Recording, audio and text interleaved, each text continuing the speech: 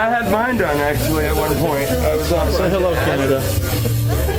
Hey everybody, James Yeager with Tactical Response, and the buzzing you hear, Tattoo Guns. We're here again with Brandon Bond of All or Nothing Tattoo. I am here in Atlanta, sometimes called Hotlanta. And I'm taking my gum out. Yeah. Y'all bitched about it. A lot of gum haters in the last video. You didn't catch it. It was, if you don't chew Big Red, then fuck you. I was chewing Big Red. Like, pay attention. All right. Anyway, I just wanted to come by Brandon's place. I was driving through town, and I just wanted to do a little tour of his shop. And Brandon posted up on his Instagram. If you're not on his Instagram, you should follow him on there. But to ask if anybody had any questions of he and I. And so that's my baby. What you're supposed to be doing right now is looking for the first question, so there's not like a lull in the action. Gotcha. I'm ready, dude. That's all right. I'll get him trained here. All right. We should discuss our haircuts. Right. Yeah, I don't have any hair. I don't even know where that's going. Yeah, mine fell out, so I've been shaving it for 10 years. It's not a political statement in any way. I'm balding. My dad's balding. It runs in my family. I'm going to grow my beard out long enough so I can do a comb over, probably. But here's the thing: when you're a bald, white-headed, bald-headed or white dude with tattoos, everybody instantly goes to racist. Yeah, especially if you're into guns. And they're not related. Not related at all. Has nothing to do with each other. Now this is a problem. I'm trying to look more like James Yeager. I'm kind of racist. I don't like Chechens. Oh, really? Chechens? Yeah. They get under your no under problem. Your I've never met a Chechen I liked. I don't think I've ever met one, so I'm safe. I feel good about Hopefully that. they don't watch my YouTube channel. Yeah, you're about to get a lot of Chechens very angry. And don't they blow stuff up? Yeah. Oh, great. Fucking. Never mind. Okay, the next one is, discuss the idea of Yeager giving you a tattoo. Giving me a tattoo. Do you want a tattoo? No. You want to do something small? Absolutely not. Come on. No way. Come on. It's easy. Okay. No. No, it's not easy, and don't do it at home, and don't be a loser who tattoos in your kitchen doing apprenticeship. Hey, what's a We hire apprentices all the time. Hey, come on. I'm not into the tattoo lingo. What's a scratcher? What is a scratcher? A scratcher is exactly what I was addressing. Like our seminar DVDs that I sell, teaching people how to tattoo better. Instead of a parental advisory at the bottom, it's a scratcher warning. And basically somebody who tattoos illegally out of their home or out of a bathroom or out of a trailer. So it's more to do with their top of business.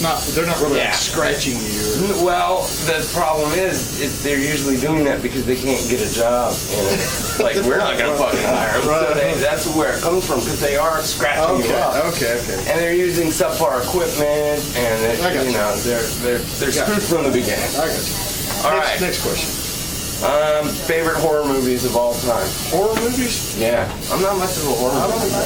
I mean, Plan 9 from Outer Space. Okay.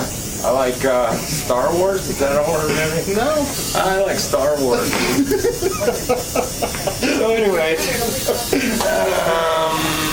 how about how most people care about trends and celebrities, and if the news doesn't inform them, then it's not important or true? Yeah, I mean, but the agencies report the news that people watch, and it's a standard part of journalism, a standard facet of journalism. Dog bites man is not a story. Man bites dog is a story, and that's why we are so compelled by these things. You know, nobody would watch the news if all they put on there was good news. True. They just wouldn't do it.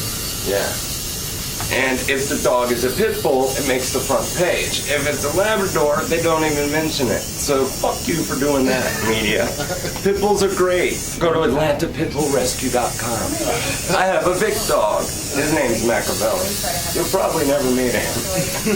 He's got some emotional issues, you know. Leftover damage. Yeah, it's like boot camp. Serial killers of dogs living there. Poor guy. Okay, due to recent events, how about discussing home carry? I carry it home. Yeah, I get up in the morning and I put my gun on and I don't take it off until I go to bed. And so it's not like something I come home and take it off. Now, here's what's funny. A lot of people that can't carry like during the day, they come home and put their gun on. Like they aren't legally allowed to carry. They live in states where you can't carry, but when they come home, they put their gun on. I think it's great. Just wear it around till you go to bed. That's what I've always done, and that's what I recommend people do. And in one of our first videos that we made, I mentioned that I sleep with a gun on. Now, let me clarify that, because there was some Let me questions. clarify it. He sleeps with a gun on. Yeah, I have an ankle holster that's very comfortable with the Airweight 38. I don't even notice it's there, and really, I forget and I fall asleep. So that's kind of how that works, and it started that way, and now we're You could just say you do it. forget and fall asleep, or you could say you get drunk and pass out and forget to take Right. it off. Either one of those. Either way, but that way, and it's not like I don't have one next to the bed and everywhere else. But I know I have one on my person. If I have to run naked out, at least I have my ankle holster on. You know what I mean? Okay. Open versus concealed carry, also home invasion, offensive, defensive tactics. That's a whole movie. That's a whole movie. But I'm not a fan of open carry unless that's the only legal way you can carry. That would be the only reason. The person with open carry is the first one to drop when the shit pops off. Hide your shit. It's a tactical advantage. Why give it up? Here in Georgia, it's like, I don't know, 40, 50 bucks. You fill out a piece of paper, But for most you get a people, permit. most people, it's a political statement and not a tactical decision. I carry a gun to protect my family, not to sway voters. And one of the things that I got out of his class that I've been repeating an awful lot is you never pull a gun to take a life. You pull a gun to save a life. And that really resonated with me. And now I tell all my guys that all the time. You never pull a gun for any reason other than to save your own ass or someone else's. All right. Why should obesity be considered a disease? It should not. And we live in the only country in the world where our poor people are fat. I've been to a bunch of third world countries, and people have to scrape and dig just to survive. And we have our poor people have satellite television, cars, cell phones, and they're obese. So we're not doing so bad as far as a country. But it's not a disease. It is a mental problem. I'm gonna just go with that and agree with that. There is sometimes thyroids or something like that make you fat, though, right? Okay. I don't know. Yeah, I obviously don't have this problem. I come from a family of big people. That doesn't mean you're supposed to be fat. I'm big bone. No, you're fat bone. Maybe 1 in 10,000 actually have a legitimate medical reason to be fat, but most people just eat like shit and are too lazy to exercise. I've also found that if you don't eat a whole bunch of food, you don't get fat. That's pretty much my regimen. I don't exercise. I sit down for a fucking living like this. That's not many calories being burned, but if I don't ingest them, I don't have obesity disease. All right. The obvious topic should be gun ownership and how it, plus professional training, is taking responsibility for your own life and protection of it. Get out and get trained. What was there a question in there? Yeah. I don't need to read it. All right. People should be trained with any life-saving item, whatever that might be. Like a car, the steering wheel, the brakes, gas pedal, those are life-saving items, and most people don't ever get any training on it. They just take their learner's permit and they do that, whatever the bare minimum is to start driving. You think about how many people that each one of us has known that have died in auto accidents.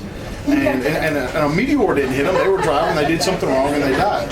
And it goes for firearms especially. Men are born thinking they know how to drive, shoot, fuck, and fight.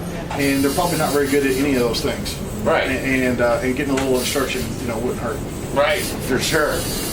By the way, there was no training in the world of sex at his class.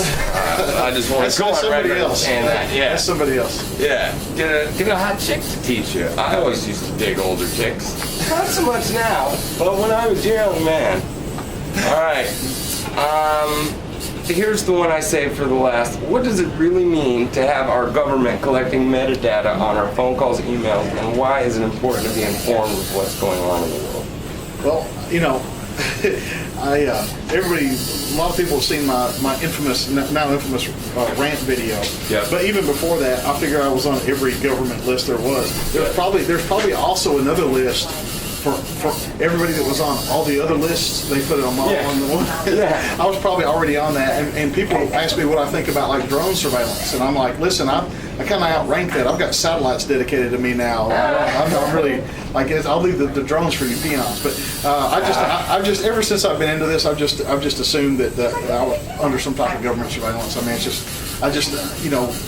I read in 1984, I read George Orwell's book in 1984, and it really made me start questioning all these things. And even traffic cameras get under my skin. Like, oh, this is, we're just moving towards a totalitarian society, and I can't stand it. Yeah, I'm not into it either. And that was my primary concern with, now we're friends. And I know every single thing I text him. Hell, if they're reading your sexting with your girlfriend, they're damn sure reading what he and I are talking about. Which is nothing important, by the way. You can leave me alone. But I know, now I've jumped onto another list. I was on one to begin with, let's be honest. But now I'm on yours, I'm sure. It's like, oh, he must be a weirdo if he's hanging out with that guy. Well, let's put this way. Now let's talk about all or nothing. Let's do it. Okay, so how long have you been in business here in Atlanta? I've been tattooing for 20 years. We opened our doors here almost a decade ago. In fact, we're celebrating our 9-year anniversary this week. Oh, fantastic. Yeah. That's great. That's great. And I've been here several times, and I've seen a lot of guys working. I don't know all their names, but and I've looked in at the tattoo. Yeah, I've looked in at the tattoo work, and I'm not just saying this because I'm standing here. You have some of the most fantastic artists that I've ever been around in my life. Working in your shop, and I mean, like, I haven't seen anybody here that's even close to being mediocre. I mean, not one artist in the building. So how do you recruit these A+ type artists to come here and work? Well, that's exactly what we do. We recruit just like any team, like in baseball, except our farm system, like our AAA, would just be the rest of the world. And when we see someone excelling, and when we see someone winning awards and doing really cool stuff, you can kind of see that they're on the edge of being awesome. If they just were around other awesome artists, that's the guy I'm looking for. Right. And when we find that person, we invite them for a guest spot. They come and hang out, and if they click with everybody, then we offer them the gig. And if they don't, then we don't. But I think that's really important, because a lot of the shops I worked in, the boss, who in most cases wasn't even a tattooer, didn't know what the fuck he was doing, the guy with the money, would hire people and sit them next to me. So I got to deal with this asshole 12 hours a day. My totals are going to be down because I'm not going to be on my game. It's important to me that they all vote, and they tell me who they're going to hire. That's cool. Yeah, it's pretty cool. In fact, they surprise me sometimes. They're like, oh, we hired so-and-so. I'm like, cool. Okay, so somebody wants a tattoo from All or Nothing, what do? Do you do walk-ins? Yeah. Okay, so they can walk in here, they can call, they can go to the website, maybe send an email and schedule something, and Yes, how do you recommend they do it? The best way to do it is just to go through all of our artists on allornothingtattoo.com, look at their stuff, and you're not looking for the exact tattoo you want, because we never do the same tattoo twice. You're just looking for a style, something that jumps out at you that you like, and then apply that to your idea. So you would just contact us, shoot an email to aonmerch@gmail.com, which is on the website, and set up an appointment and come on in and do the tattoo. However, we do walk-ins all the time. Right. And some of the coolest shit that we've done is just random people walking in and just like, I heard you guys were awesome and I want this. And we're like, cool, let's do it, So 364 days a year, 12 hours a day, we are open for business. All right, so how should people get ready to get a tattoo? Like, they probably shouldn't show up shit-faced drunk. Right? Definitely not. Okay. In fact, that's against the law in the state of Georgia, and we won't tattoo you if you go. Okay, so what would you say? Just be, rested and hydrated and all that. Definitely. A lot of people like to go out and party the night before, just like training. Bad idea. You're going to be hungover, and it's not that your blood's going to be thin and all that crazy shit people tell you. You're just going to be in a bad mood. It's going to make the whole experience that much more negative if you're already feeling like ass to begin with. If you walk in feeling like $1 million, your tattoo's going to feel like $1 million. A lot of it is just mindset, and that's how we're able to tattoo such extreme hours in my private studio, is because we have TVs, we're distracting you so that you're not focused on the tattoo. You're watching a movie and hanging out, and all of a sudden 12 hours has gone by, which is what we're about to do to his back. Not in one session, but you know, I personally do work at least 10 hours a pop. And we're gonna do his back, and I'm excited about it. I've already got some ideas that I haven't even shown him because it's top secret shit. But it's gonna be cool, and I'm actually gonna involve my guys in the process. I want everybody to at least do a little part here and there, you know, collaboratively. We like to tattoo collaboratively here, and that's where at least 2 artists on the same tattoo. So we're just gonna invite everybody back and have them take turns on you. Oh, cool. Cool. I'll be overseeing the whole thing. No, I mean, and you know but what? I wouldn't have to, because they know what they're doing. I wasn't bullshitting earlier. I would walk in here and close my eyes and just point at one of these guys and want to give me a tattoo. Definitely. I've seen work every one of them's done. I wouldn't have any issue with any of these guys tattoos. I would too, to be honest with you. People ask all the time where I get tattooed. I get tattooed here. And I don't get it for free. I pay for it. You know what I mean? I think that there is not, like, we wouldn't hire anyone if there was even one area that they were weak in.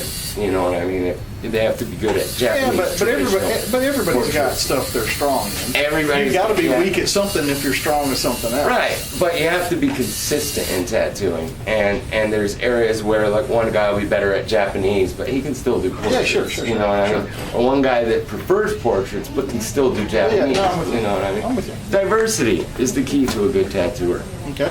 Anything else you want to say about All or Nothing or tattooing or any of that stuff? All or Nothing is fucking awesome, and you should come get tattooed, and we have cool shirts. Yeah, if you want to check out their website, it is what? Strangleholdmerch.com. Strangleholdmerch.com. And they do have a bunch of cool t-shirts. This one says Hostages Save Lives, and he's got a story about that, but that's another video. Yeah, it's a great story, and it's not ominous and scary. It actually came from training with the SWAT guys. So, all right. So, you want to say anything closing off here?